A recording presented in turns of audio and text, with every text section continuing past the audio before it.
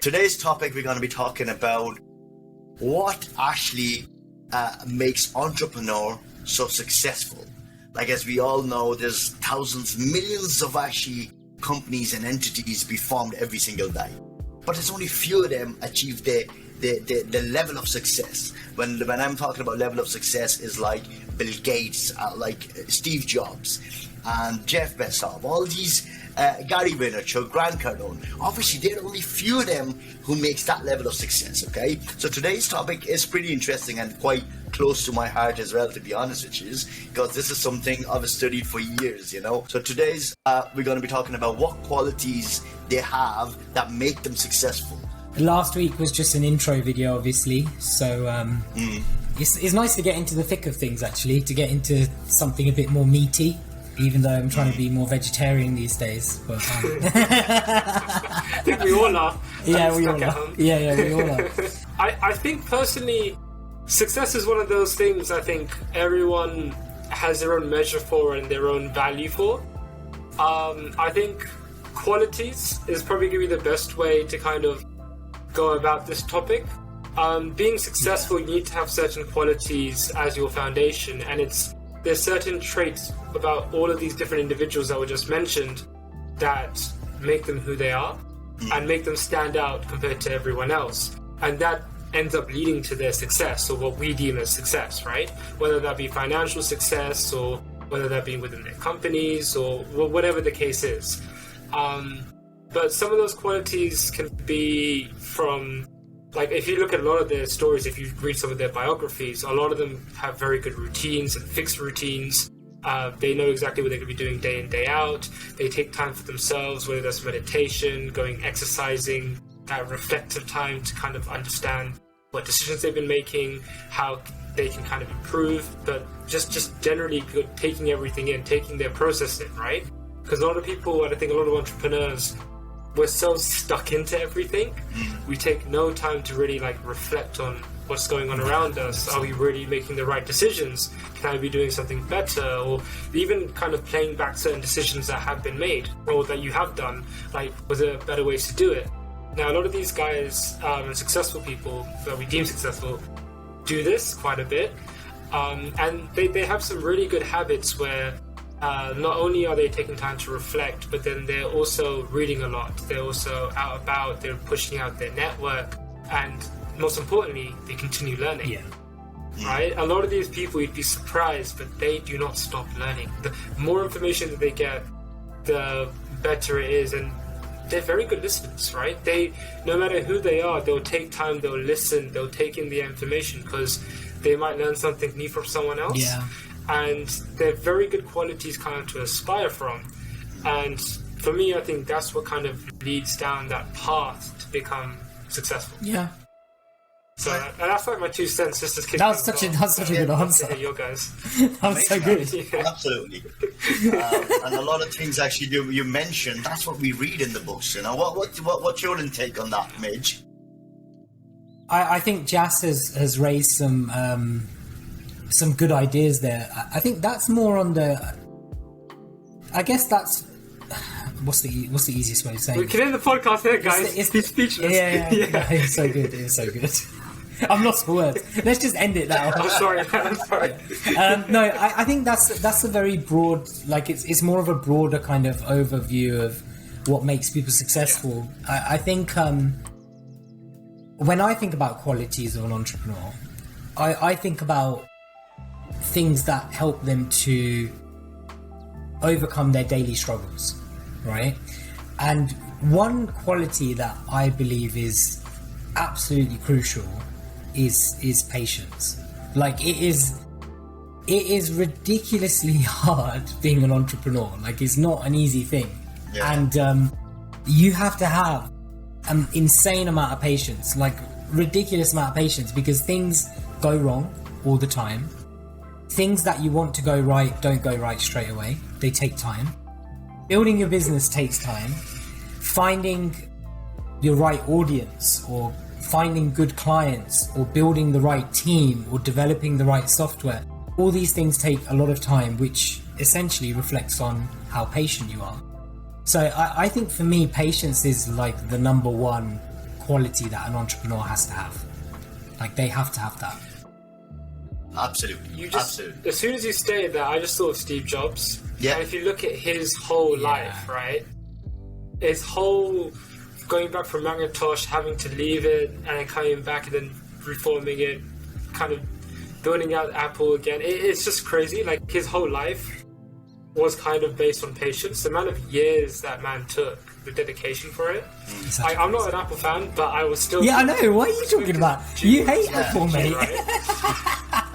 Yeah, you hate Apple. The thing is, recently I do, because it's become very commercialized, right? Yeah. It doesn't... Like, when I look at I had an iPad. I had the original iPod Touch. I don't know if you guys remember it. I remember it. But, not iPod Touch, sorry, an iPod Mini. I'm going even further back. And then when the iPhone came out, I liked the iPhone. Like, it was genius for what it was. It was very well done. It made sense. Now, the value and the value of money doesn't match up for me. You're getting... Well, we're not going to go into this, right? But, like, Steve Jobs' philosophies for what he created and what he wanted, until iPhone 5, iPhone 6, it all made sense. And then after that, So, it's been going down. essentially what you're saying is you respect Steve Jobs more than you respect Apple.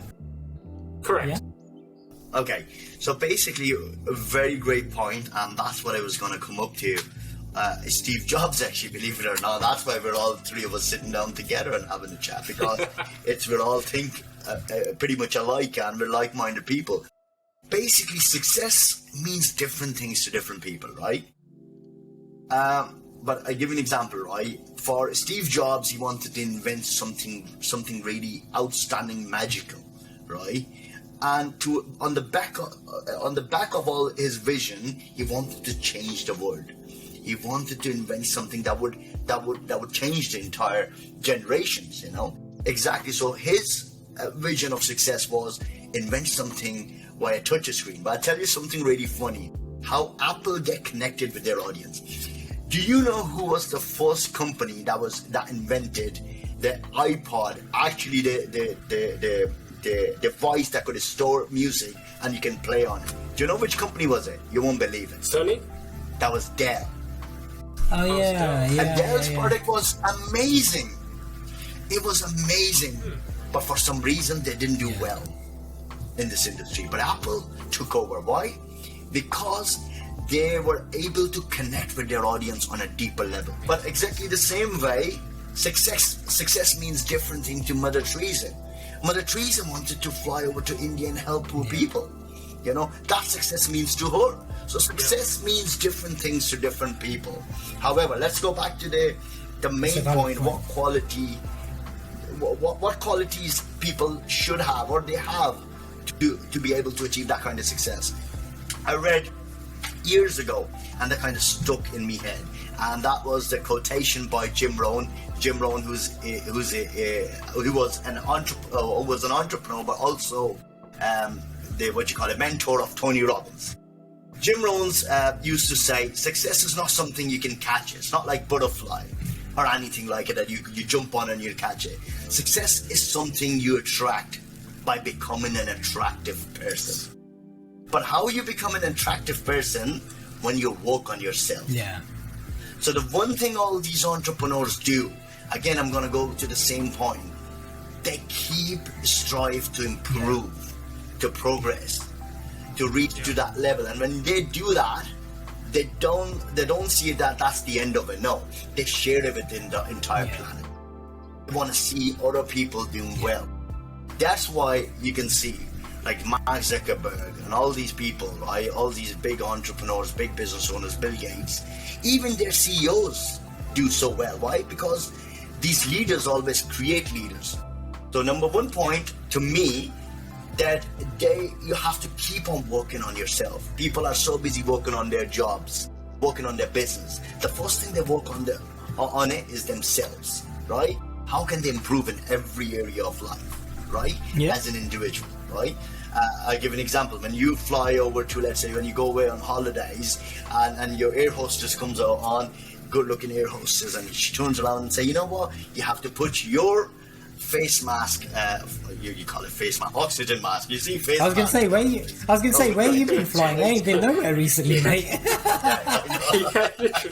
How the hell are you getting out of the country? Project. And why are you not sharing it with us?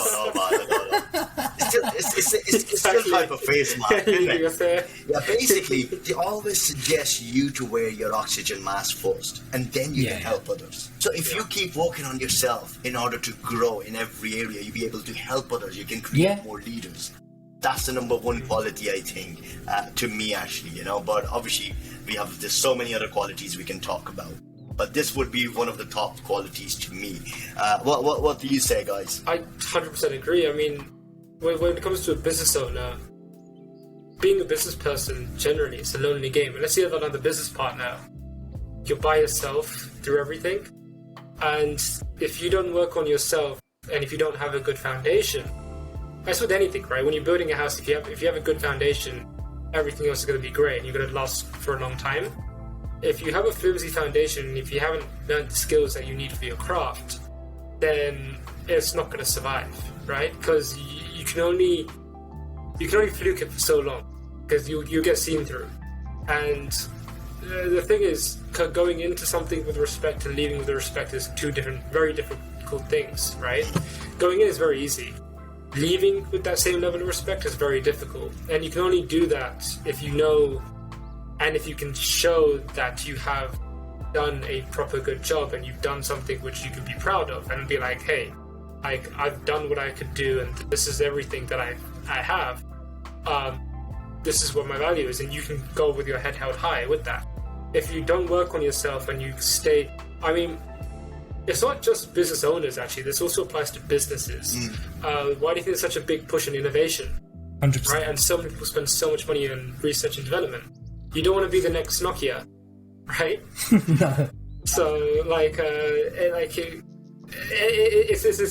it's a funny example, but it's one of those things where it's a great example for us, right, as business owners, that you can be at the highest peak of your actual industry, and if you just start to get a little bit comfy, it's gone. And it's literally gone. Like, how long did it take for Apple just to annihilate Nokia? It was like, they didn't innovate, they didn't compete, they tried to do their own thing, and Nokia is a novelty phone now, right? If you find an old 55 3210, mate, Snake now, completed it. We used to know all of them before. Completed it 10 times over. Yeah, 3210. Absolutely, I totally agree, you know. It's just one of those things. So yeah, you're 100% right in terms of foundation-wise. You've got to improve yourself, and that in return sometimes it's like you said, you know, Apple and Samsung are, you know, they're a very clear example of two companies that are constantly innovating, whether they're innovating to separate themselves from each other, or whether they're innovating just for the sake of just improving their product. It doesn't matter, because or to copy each other, it doesn't matter, because at the end of the day, none of them have rested on their laurels. You know, none of them have become complacent. They're constantly changing things, constantly pushing the boundaries, and that is what makes them huge. Absolutely. And to add to that as well, they're both extremely smart, because they both invest in each other. Like, a lot of Samsung parts are in iPhones. The screens, LG is a very smart player, right? Because all your phone screens, it's all done by LG. I didn't know that. Right? Yeah. And they're producing. LG is one of the biggest OLED producers. So all your TVs, even if it's a Sony or a Samsung, the screens are probably produced by LG, the original one. So they're all the components and parts. They're probably all sharing that. There's one more thing, guys, and I know you guys would agree with me. Like, a lot of times we want to deliver something, deliver a product, deliver a service, but we don't have a lot of resources.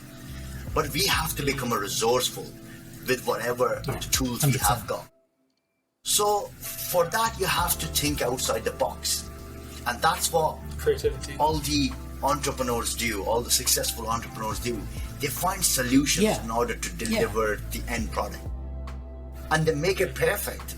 You know, the delivery would be perfect because they know how to become resourceful. They don't see what resources they have, they see as themselves that we are the resourceful people. We have to become more resourceful, if that's making any sense, you know. I think that is a very important point. And a lot of people, when you talk to businesses, okay, how did you do last year?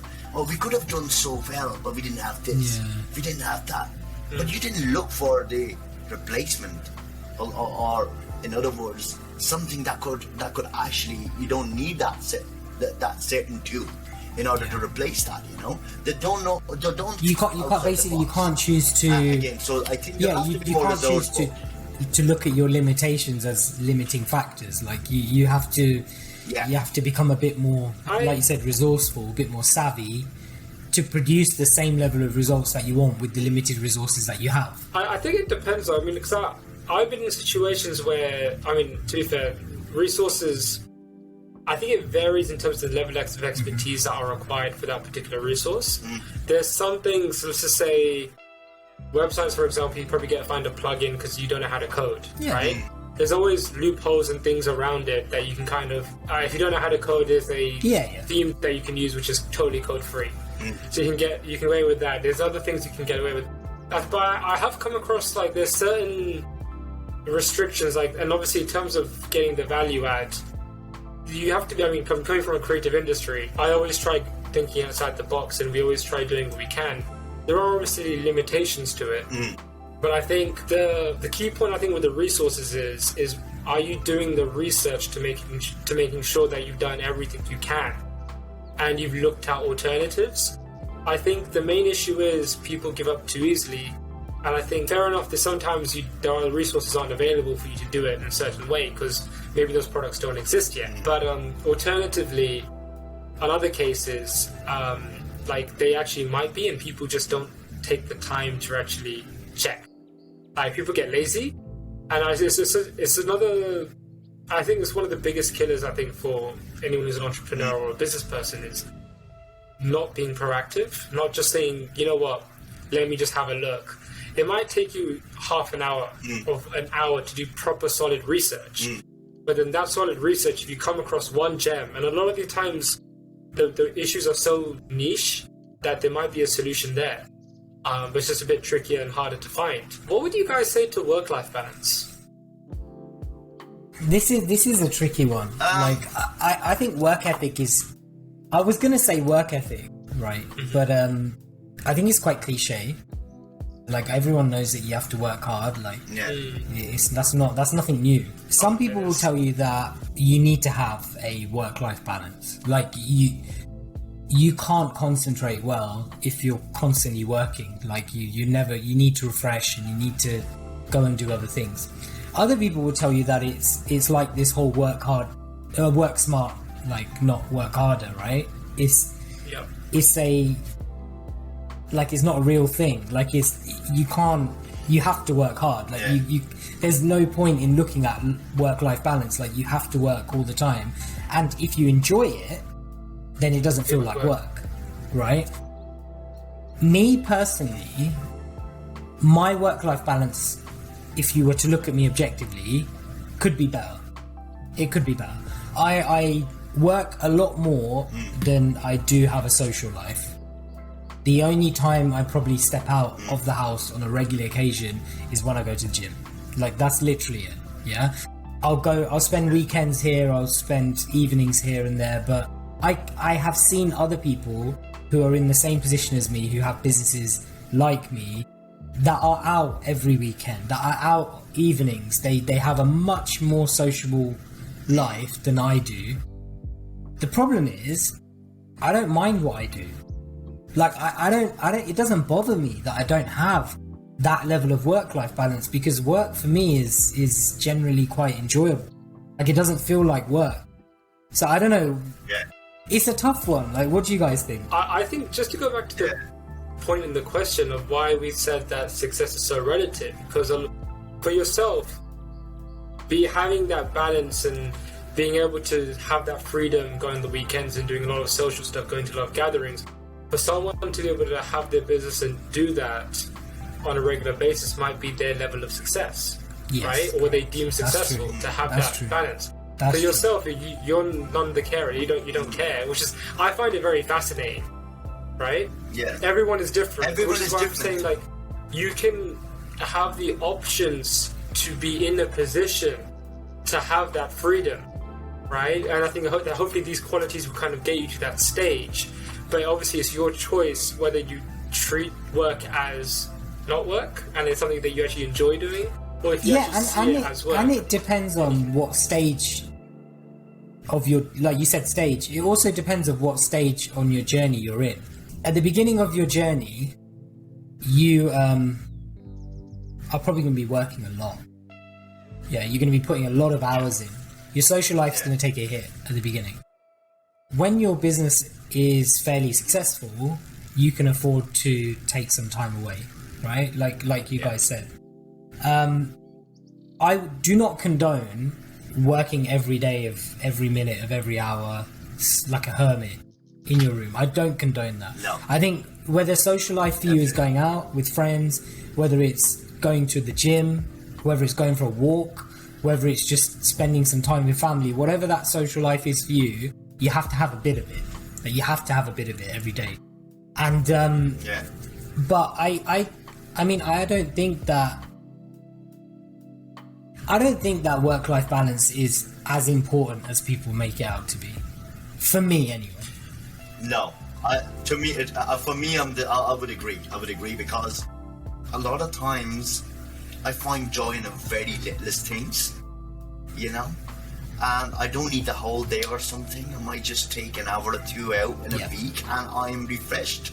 I'm ready to take over the world again. Most of these successful people, they're very visionary people, right? No matter what happens, they're already. You know, a lot of people say, I manifested that. But what is manifestation is basically, they see it in here, they put it down on a piece of paper, they write their dreams. Or they put it out into the universe. And that is their way of visualizing it. I'll give an example of Conor McGregor, right? I know you guys know. we got Aussie McGregor here, mate. We got Aussie McGregor. Right, absolutely. But I'll tell you one thing. If you have seen have you guys seen the? No, I need to watch it. Notorious, right? It's absolutely fascinating. The guy was on social welfare payments only about 7 years ago, right? And when he became a two-time world champion, the first thing came out of his mouth was, I actually turned my dream into reality. And if you look at that documentary, when he was a normal guy, when he was on social welfare, he used to say, one day I'm going to be UFC double champ. I write down, I see it, I actually act in front of the mirror that I'm a champion. I'm holding 2 belts. Like, a lot of people are crazy. And that's lead to another point, they're very unreasonable people. They don't make sense. Yeah. The kind of people, like, if normal people when talk to them, they will say, look, these are unreasonable people. But these unreasonable people achieve unreasonable. So you're okay. So entrepreneurs are crazy. I mean, to be fair, we have to. You have to be crazy. Yeah. No, go ahead. I think perseverance is a huge thing. Patience and perseverance. Perseverance is like, you know, people. Patience, perseverance. We're going alliteration here, you know, but you get knocked back a lot of times as an entrepreneur.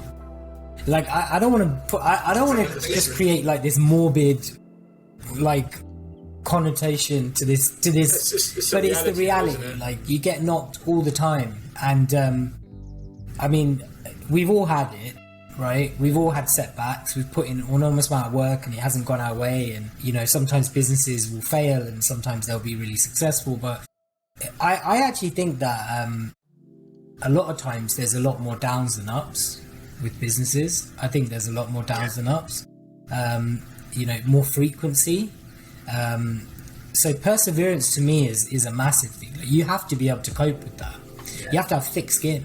One thing I would like to say, right, and that's because you guys, you know, I love reading, right, and I love reading personal development stuff and business books. But I've read most of these successful entrepreneurs like Tony Robbins, Robin Sharma, they've got a really strict routine, early in the morning routine, and they're all early risers. They all get up in around 4 or 5, half 5 in the morning in order to get their head right in the game, you know? Like I think Miraj, I was talking to you a few weeks ago. You were saying that I think you saw that documentary that Tony Robbins jumps into the cold water in the morning and he wakes up. Yeah, you know, and to give a shock to his body, and that would actually trigger his brain is ready to take over. Cold showers is a big thing. Like cold. It's like a movement now, right? Cold showers, like it's a big thing. But Do you I don't take know. cold showers? I do. Not. Oh, you do? Not every day, but I do. I actually like them in the heat as well. They're amazing, right? When it's In like the heat, I get. I was Yeah. thinking, imagine winter time. oh mate, yeah. No. In the winter, it's it requires a lot of patience and perseverance. And Full thick circle. skin. And thick We're skin. crazy. No. We're not that crazy. Yeah, and crazy. You've got to be crazy as well. Yeah. No, I think how you were saying about routine. There are some people that don't have a morning routine though, right? They work in the evenings. I can't do morning. They work in the evenings, and I think because I used to have a good morning routine, but probably now I don't get up that early. I get up early, but I don't get up that early. I think it's got to be about what's right for you, but for you to be able to stay consistent. Not what's right for you to just lay in and like till 10 o'clock and like do whatever you want. Like Jas, you're a night owl, right? Sometimes you work late at night, right? Yeah, Exactly. Yeah. Ozzy, you're probably the more traditional kind of like you work during the day, and Yeah. obviously you've got a daughter and stuff. For me, it's I guess I'm kind of in between. Like I if I have to work late, I'll work late. If I have to get up early, I'll get up early. But I don't have like a fixed routine. All I know is that I have to get things done and I have to be consistent. So I'm more like that now because I've done all the extremes, right? So I've done routines where, so me and my business partner Rajpal, so we started working at 9 p.m. and we used to finish at 4 a.m. in the morning. So we used to get all the work done at night time. We used to go to a 24-hour Starbucks and just do it early days. That's crazy. Right? So I've done that routine.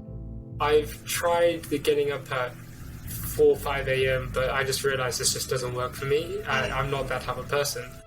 Now I get up around 7:45, 8 a.m. in the morning, right? I start my day that time, and I'll finish around about 7, 8 p.m. I mean, I'll finish around about soft finish at 6, client work, no talking to other people, and then wrapping things up for as long as I need to, right? Because every business owner does. So now I'm fairly consistent with this routine, but I've tried and errored a lot of different ones, and honestly, it's about what can I be most consistent with, which doesn't, if I do have a day that I mess up or something slips, that I can easily recover and return to. Because I think the issue I had was when you're dealing with family and obviously that work-life balance thing, if you have one off day, getting up at 5 a.m. in the morning is impossible. Yeah. And if you've got something else to do during the daytime, doing a 9 p.m. to a 4 a.m. in the morning isn't the most realistic thing either. No. So it's finding something which is realistic, that works for you personally. And you got to be consistent with that routine. And you got to be consistent Consistency with is the that. next like, thing. I've now set I alarms think- up and everything. Yeah, consistency is a massive thing. I think entrepreneurs are incredibly consistent, right, with what they do. Yeah. Time is flying. We don't even realize it's nearly 37 minutes gone now. Oh, That's- wow. Okay. Yeah, I didn't even Oh, realize. that's a really long podcast. Yeah. That's quite long. It's good though. It's because we're talking about things that good. we're passionate about, right? There's Yeah. another one. Passionate. Another P for you. Passion. Yeah. Passion. Patience, and Yeah, perseverance. that's another. Well, And it's passionate right. about what they do. Yeah, you have It's to. alliteration. That's it. That's gonna sound weird. Alliteration. That's it. I'll Passion. add It needs to be something, about- right? They're very passionate, but they also got the purpose. When they Yeah. align together, and they just achieve amazing results. Yeah. Like the four P's. Yeah. 4 P's. Yeah, 4 P's. Favorite letter in the alphabet. We can write now. a book now. That's so funny. No, but I think passion is passion's a big thing, but you know sometimes people they lose that motivation for their business. Like, That's do you a think topic for that's a another natural day. thing? You have ups and downs. That's the topic for You have another ups and day. downs. How to stay motivated being an entrepreneur. This Yeah. is something we can talk about and down the line, maybe in a couple of Yeah. weeks' time. Actually, No, I you're got a good 100% one right. for you. It's- I got a good one for Yeah. you guys. It's a question actually. Do you think a entrepreneur should be a good all-rounder, i.e., have skills all around the board, or does it not matter if they're good at one thing but they're not necessarily good at another? What do you guys think? Do you understand what I mean? think- Like, I know exactly what you mean. I know exactly what I you mean. was actually, And I have an answer. I tell you honestly, right? I was listening to the book from Stephen Bartlett, right? And he made perfect sense. You know, the new guy, like for Dragon's Den. You know, finally nice to have a t-shirt wearing young entrepreneur on the show. Yeah. Happy Sexy Millionaire is his book. I Yeah. recommend it. Amazing book. It made perfect sense to me. And I can relate to that as well. He says, you don't have to be best at everything as long as you're 6 or 7 out of 10 at everything. Right?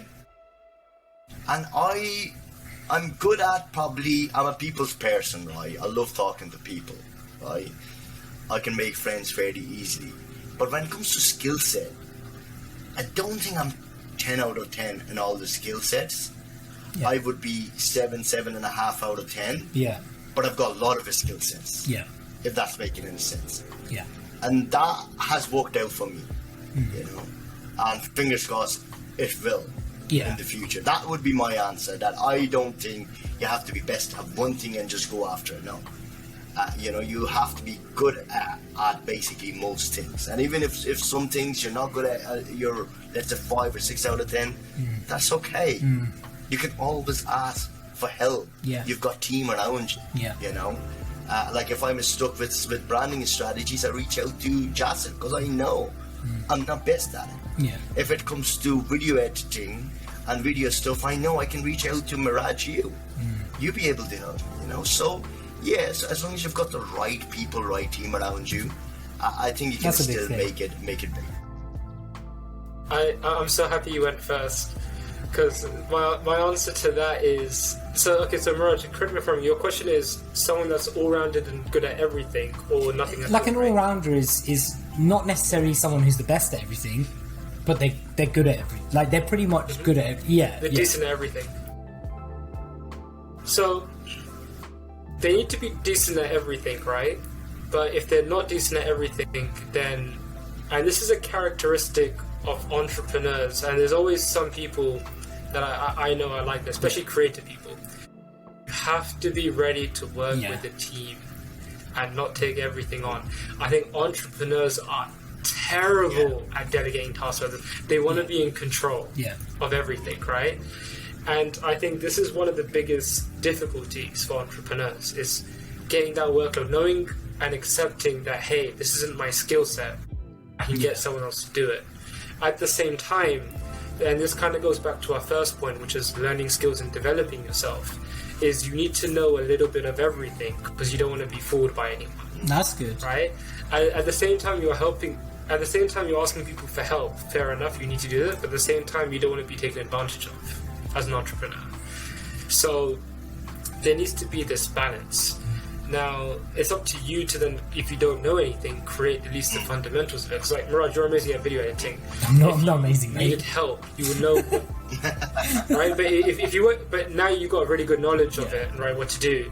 So if you needed help, you would know exactly what to look for, what type of skill sets to look out for, and what knowledge, when you speak to them, if they don't make sense, you know something's fishy and something's wrong, right? If you didn't know the wiser and you got any Tom, Dick and Harry, and they were going and talking with this, you would just believe them because you would just think it, right? They'd be able to fool you and maybe charge you an excess amount. So it's a fine balance where even the people that know can do a little bit of everything, they need to then understand of how to unload that to other people. And if you know nothing, then you have to build yourself up and accept that you can't do everything. But how do I then not get fooled and learn enough to hand it on? I think So I think that's a fair point, especially when you said about not being caught out. You know, like you got to be a bit savvy. Yeah. I think if you're a solopreneur, like you got your own business, you're like a one-man band kind of thing, right? You're not going to be the best at everything to begin with. You're not. There's no way. Say, okay, let's take a hypothetical. Say if a chef. A chef, yeah. A chef's ultimate skill, what they should be focusing on all the time, is creating good quality food, right? That's their ultimate skill. Yeah. To market maybe they want a presence on Instagram, or they want to market, but they don't know anything about it.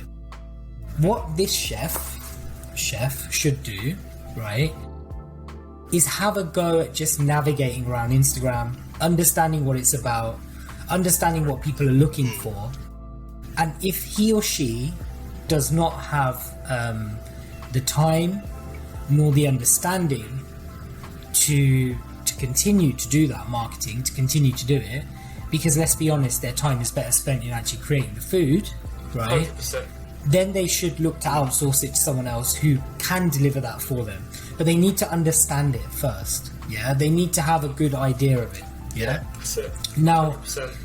if you're in a business, like you've got multiple people that work for you, I honestly believe, and this is just me speaking, if I don't have the time to do something, or if I don't have the knowledge base to do something, I need to have either an employed member of staff who's doing it, or hire someone on like a freelance or a contractor role that can do it for me. Yeah? Because it's very difficult for you to manage your time to do everything at the same time. Like, you can't do it. You can't do everything. Branson's a great idea, right? Oh, sorry, great idea, great example. Because he can't do everything, but he hired the right people to then do and look after those areas. Like, look how big the Virgin franchise is. You have gyms, you have, like, my internet is literally Virgin Media. You have, like, a Virgin Atlantic. You have, like, his stuff's crazy. Virgin Cola. Yeah, trains, planes. Don't forget where they started, though. Planes, everything. CD stores. Yeah, I mean, you know, this is it. I read his book. I read his book, Finding My Virginity. I don't know if you guys read it or not. He was sitting in a plane, and one of the journalists turned around and asked him, "How come you got involved in so many different businesses?" He says, "You know what? When I hear an idea, and if I like it, I take it on board first, and then I learn about it. I love it." So and that's an extreme case of being very lucky and diving into everything, right? Life doesn't always work. If you've got that platform to begin with, your runway time, like to learn something, is a lot less because you've got the right people, potentially even the right financial backing or whatever to go and learn that quite quickly. Look at Amazon. It's getting into healthcare, right? You know, pharmacy. I'm pharmacy, like traditionally my background is pharmacy, right? Pharmacy and healthcare, medicine, these aren't like easy things to navigate. There's a lot of regulations, there's a lot of rules, there's a lot of things that you have to consider, like patient safety and all that. How quickly have they been able to get from inception point to route to market? Because they've got the right people behind them. They've got the right platform. 100%. Absolutely. You just brought me onto another key point and key quality that I just remembered now as well. And I've noticed this with a lot of successful people. And not just the people, but people that are en route to doing amazing things. And that's, all these people have a mentor. They have someone giving them guidance or very good advice. Like a lot of these big people, even no matter how well they're doing, they always have a mentor or someone that they always go to advice with. That's I've been in business for a long time, that has insights that they can't think of. And I've seen it countless times, but it's really invaluable actually speaking to these types of people and getting their input, because they've probably lived it, right? And they've probably been through it, and they can guide you around it. Yeah, absolutely. And no matter how successful some of these people are, they still have mentors. It's crazy. Sometimes they have, like I was again. I'm going to bring in another book by Rob Moore. Mate, we're meant to do a books video next week. You're giving it all away. Yeah, maybe I'll leave it. It's alright. Carry on for next week. But a lot of times, basically, I actually forgot what I was going to say. Mentors. Yeah, he says his actually results declined a few years ago. Rob Moore, he's a property guy. Yeah. And he says, what I did is somebody advised me to go to therapist. And I was like, why would I want to go to therapist? There's nothing wrong with it. And he says, I went to therapist. And I've no shame to say, yes, I went to therapist. And it automatically finds me certain patterns and behavior that I was doing that I had to stop. And when I stopped these patterns, my results increased.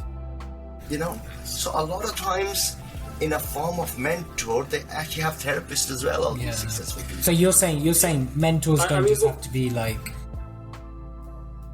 business people. Actual businessmen. Like, you know, you like... Your businessman. Mate, I know Like, it for sounds, example, I've been- funny, right? But I know... I know a few successful people that are older than us, and the person they talk to is their mum or their dad. Like, that's who gives them advice, even though they don't know anything Anyone about with the experience industry. or insight or Like, advice. even though they don't know anything about the industry or what they do, they give them advice. So a mentor doesn't have to be someone who's in your field, who's like an industry Absolutely. Or to be successful. 100%.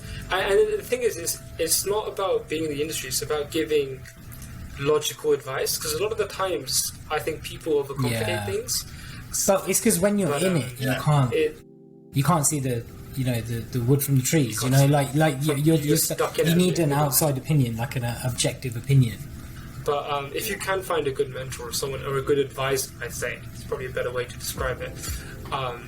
It's a blessing. It's a big blessing. So to work on your mindset as well, a lot of people do that.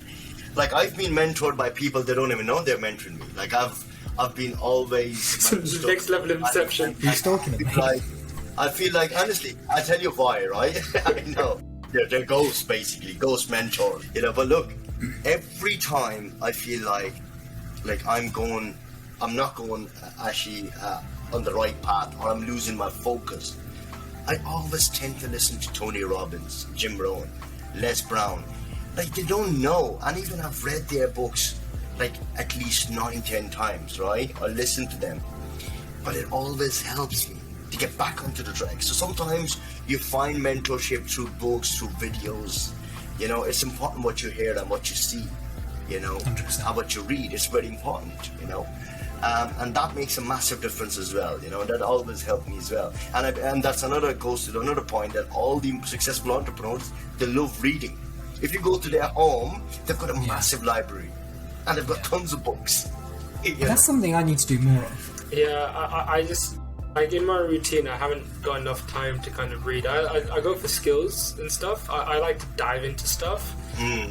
Reading wise, I prefer audibles in the background, but even then it's a lot more difficult because I'm always in these it's Zooms not like and it's I like do meetings. Before I used to take the underground and listen to stuff, but now it's like my travel time is decreased, so my audible time has gone down, and 29 I'm finishing a meeting, and 30 I'm starting a new one. I was doing well, but then this it is- kind of slipped off for me. This is important though. Like, it is, again, it's when it comes to personal development, this is another point where we discussed earlier. Like reading, writing, okay, listening, that's also part of your journey and part of your success. One of our followers actually commented about how do we come up with the idea of the business, you know. Our own businesses. So that was, our business. Where was that, Ozzy? On That was after our first video actually last week. Okay, yeah. That's something we could actually talk about as well. How did we Let's come up do it for with another the video, idea? I think. Okay. We Yeah. can maybe start off with that. We can. So I think what we would do is we'll take whatever comments we have this week. We'll basically answer them at the start of our next video. Yeah. So hopefully we'll try getting through as many as we can. It's very traditional. Everyone says that. Don't forget to like, comment, and subscribe. I'm so proud of you. I'm so proud of you. That's lovely. That's like music to my ears. I'm just after stealing Midge's line. Yeah, and don't forget to press that bell as well, because even when you subscribe, you won't get Yeah, look at notifications. you You won't get guys. notifications. I've taught you everything you need Love to it. know. I'm logging off. You won't hear from me again now.